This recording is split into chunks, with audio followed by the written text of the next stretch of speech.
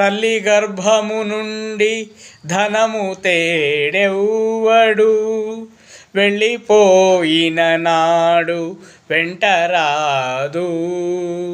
లక్షాధికారైన లవణమన్నమే కాని, మెరుగు బంగారంబు మృంగబోడు. విత్తమార్జన చేసి విర్రవీగుటే కాని, కూడబెట్టిన సొమ్ము కుడువబోడు. పొందుగా మరుగైన భూమి లోపలబెట్టి, దాన ధర్మము లేక దాచి దాచి, తుదకు దొంగల కిత్తురో దొరలు కౌనో.